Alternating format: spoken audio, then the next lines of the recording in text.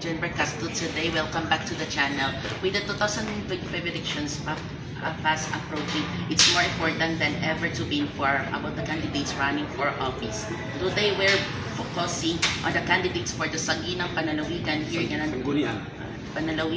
in Antique. I prepared 15K questions to help. I put 3 questions help you to understand their platforms and their vision for our province. Let's get started.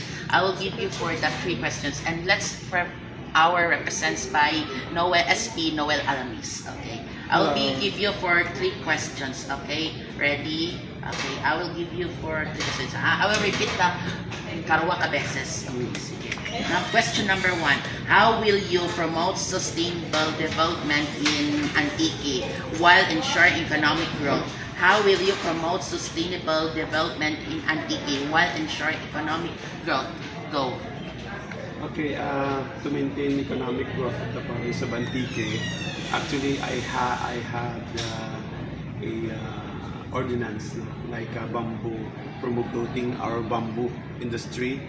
Kaya ang kawayan, sarara nga makatugro ka. Kung raka kawayan sa atong probinsya, makatugro ra kang livelihood. So once nga may livelihood, pwede ta na pa mabaligya, maka-come up ka mga bamboo industry, ka mga bamboo craft, kami nabaligya kang bamboo natin. So it can help boost our economic. Mura ang sara sa mag-sustainable ka na. As long, so ang akong mga ordinansa nga bamboo ra nga Babaw Council, approve na kang 2019. Sangka ordinansa nga makasustain and develop ang probinsya ng Antique. Okay, question number 2. What measures will you implement to improve the efficiency and effectiveness of the Sangguniang Panlalawigan? What measures will you implement to improve the efficiency and effectiveness of the Sangguniang Panlalawigan? Go. So, ang mga measures nga ating imuon, of course, we will make resolutions and ordinances na makabulig sa mga pigado natin yung mga kabugtuan. One of my kadyang na plano ko na during election, I always mention during my campaign nga gusto ko mahimo ko kang ordinansa na dapat duraan ang bayad kang ambulance every time mag-request kita kang ambulance. Kaga ang kultur, ang pagit sarap pagit gusto ko nga tuguruan ka support ang ating mga local artist biga sa probinsya ka. Okay, last question for last question, 3 questions.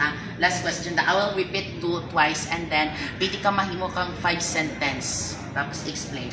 How will you engage real constituents and ensure their voices are heard? How will you engage with constituents and ensure their voices are heard? Starts now, go. So, to engage sa akin yung mga kasimanwa, one thing dapat bisitahan na permi, pero kung nandang mga sitwasyon, kung ano-andang mga kinalanan. So, one thing, kung ano mga resolutions yung napangayo ng ating kapitan, na ginapabutang rigya sa may Sangguniang Panlalawigan, tuguruan din natin na kang action. Kay ang mga kapitan, anda sa grassroots, kandidato rito sa barangay, mananda problema sa barangay. So, through resolution, ipasa ka naman, kung aksyonan din naman na para nga mangin boses natin. Ang boses nila na mabatian. Aksyonan dapat ang mga napangayo nila. Okay, for that. Okay, conclusion. Thanks for watching. I hope this interview series has provided you with valuable insights into the candidates running for the Sangguniang Panlalawigan. Remember to do your own research and make informed decisions when you vote. Your vote matters. Let's work together to elect leaders who will effectively serve the people of Antique. Don't forget to like, share, and subscribe for more updates. I am Jennifer Castro, the host, interview vlogger, and thank you very much. Kasimanwa. Bye. Yeah. Jennifer Castro. Okay. Congrats. Thank you for coming. I see what's up.